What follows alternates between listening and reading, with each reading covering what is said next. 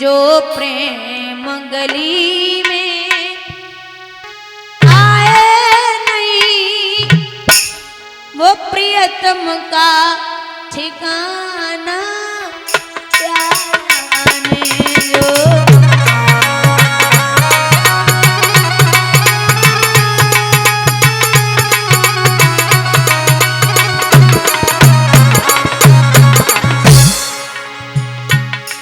जो प्रेम गली में आए नहीं, वो प्रियतम का ठिकाना क्या जाने। जिसने कभी प्रेम किया ही नहीं, वो प्रेम निवाना क्या जाने।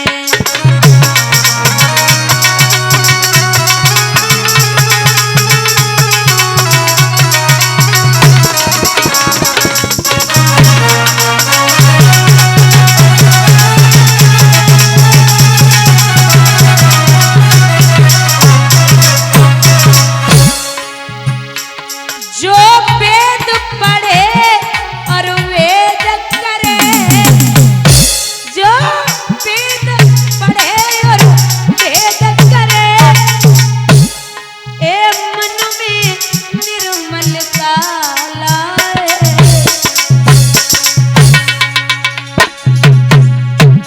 कोई कितना चाहे ज्ञान कहे, भगवान को पाना क्या जाने।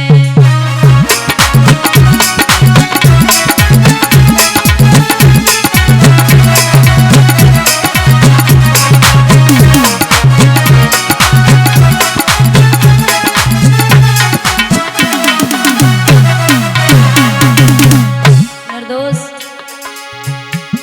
ये दुनिया गोरख धन्ना है, सब जग माया में अंधा है।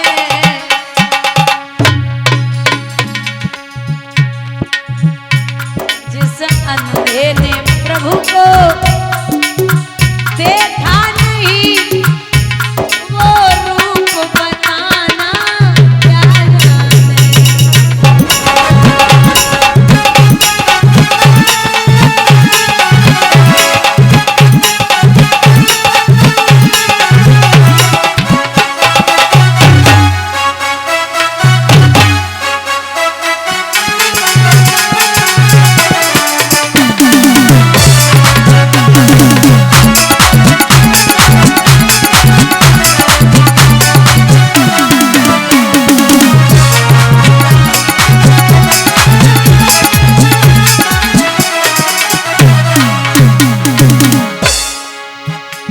जिस दिल में पैदा दर्द न हो,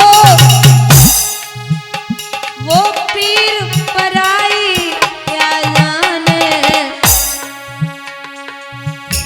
मीरा तो दीवानी मोहन की, कोई और दीवाना क्या जाने।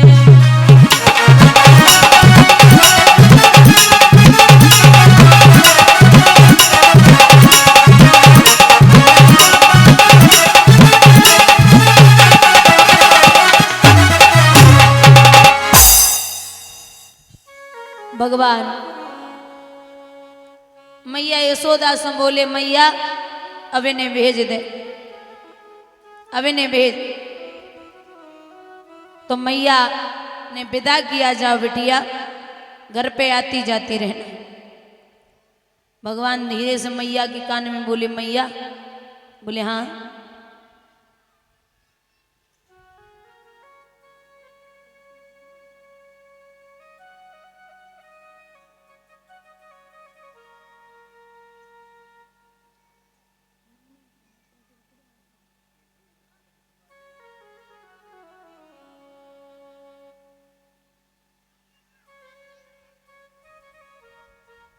बंधुओं,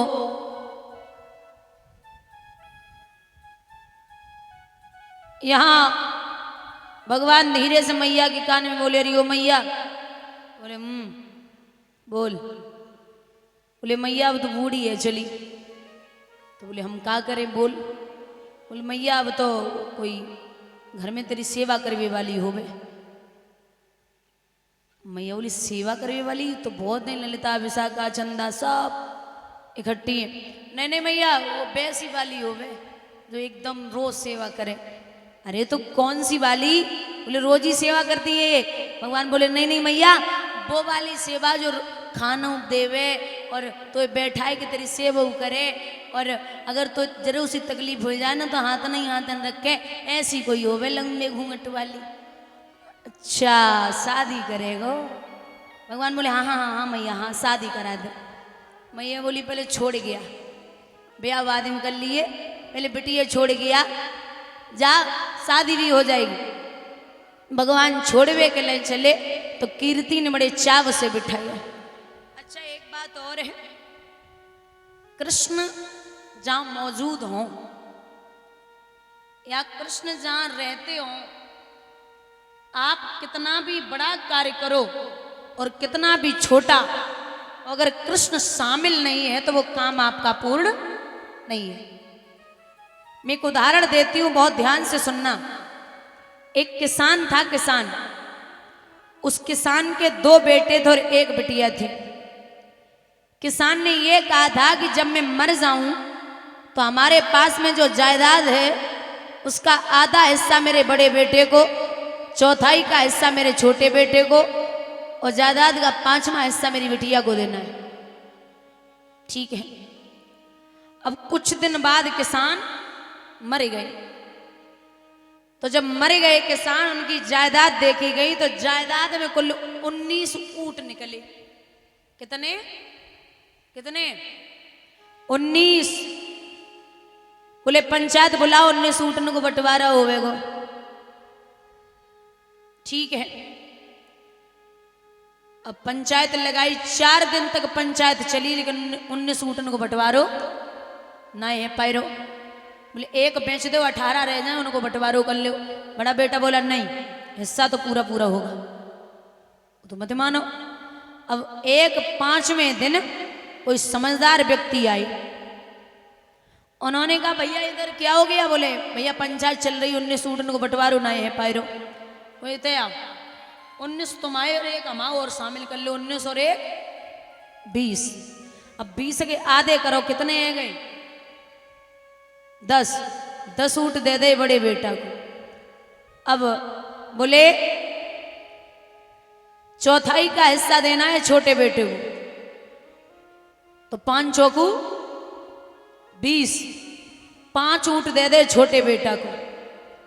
बोले 5वां हिस्सा देना है बिटिया को, तो 4 पंचे 20, 4 ऊँट दे दे बिटिया को। 10 बड़े बेटा को, 5 छोटे बेटा को, और 4 बिटिया को। 10 और 5 15 और 4 19। एक जने अपनों दो, बोलो तुम आओ बंटवारो होएगो, हम आओ हमें वापस दे दे। मैं आपको ये समझाना चाहती हूँ, 5 कर्मेंद्रियां, हाथ पैर मुंह मूत्र द्वार और मल द्वार, 5 ज्ञानेंद्रियां, आंख कान नाक जीव त्वचा, 5 तत्व पृथ्वी जल वायु अग्नि और आकाश, 5 5 10 5 15, 4 अंतःकरण मन बुद्धि चित्त और अहंकार, 15 और 4 19। जब तक 20वां कृष्ण शामिल नहीं करोगे तब तक जीवन में कुछ भी करने वाले नहीं हो। बोलिए गोविंद भगवान की। कीर्ति ने बड़े चाव सुन लाला को मिठाइयो, बैठो कृष्ण बैठो। भगवान को बिठाए के कीर्ति लाड़ प्यार कर रही है। भोजन पानी करायो, कृष्ण को विदा कियो।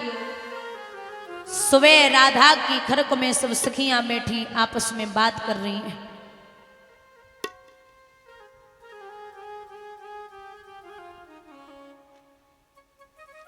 सब सखियां बैठी आपस में बात कर रही हैं। ललिता बोली ओरियाली, शंकर को खूब मनाओ।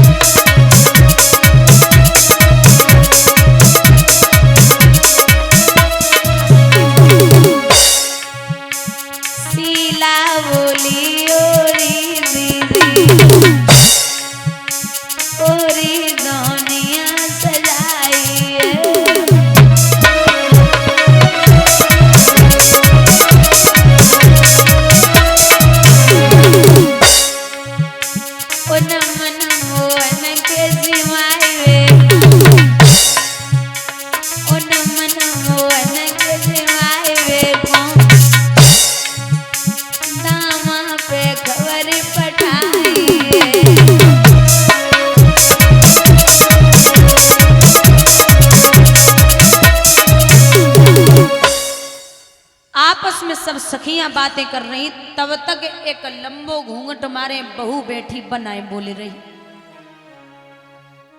तो बहू को देख के सखियन ने जवाब दो, तुमने भगवान को ना देखो का? बोले कछु मत पूछो। क्यों? बेना हम जैसो बदनसीब तो दुनिया में कोई ना है। कारण कारण ये बहुत ध्यान से सुनना महाराज, ये जो बहू है ये ब्रज में एक सखा था जिसका नाम था सुंदर, और ये सुंदर की पत्नी थी माधवी। पहले शादियां होती थी तो 5 साल बाद विदा होती थी, तो 5 साल बाद विदा कराने के लिए अब सुंदर गए, तो सुंदर की बहू की मां ने कहा कि बिटिया तू ब्रज की बहू है, तू ब्रज में सबसे बात करना, लेकिन एक सखा होगा कृष्ण नाम का, उससे कभी बात मत करना।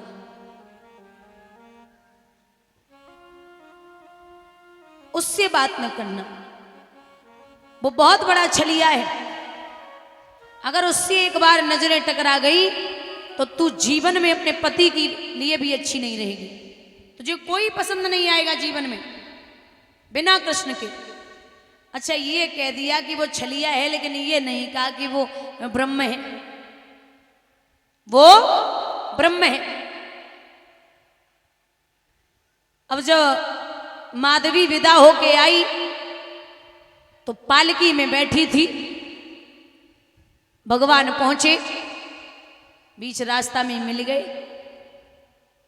पहुंचे, भैया सुंदर? बोले जी। विदा करा के लाए हो क्या? बोले हाँ।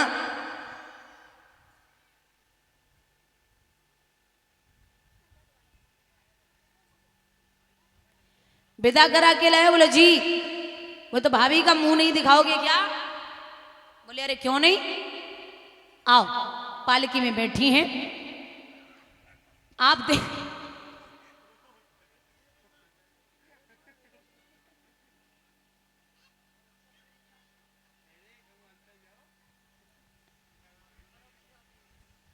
भगवान पहुंचे, बोले भाभी प्रणाम करता हूं। माधवी ने प्रणाम किया। बोले भाभी हमें भैया सुंदर ने भेजा है, जरा अपना चेहरा दिखा दो। चेहरा खोलने ही वाली थी माधवी, तब तक भगवान बोले जल्दी चेहरा खोलिए भाभी, हमारी गैया निकली जा रही, मैं यशोदा को बेटा कृष्ण हूं। जो सुनी कि ये यशोदा को बेटा है, तो पहले तो इतना पड़ो रहे लंबो डाल लियो।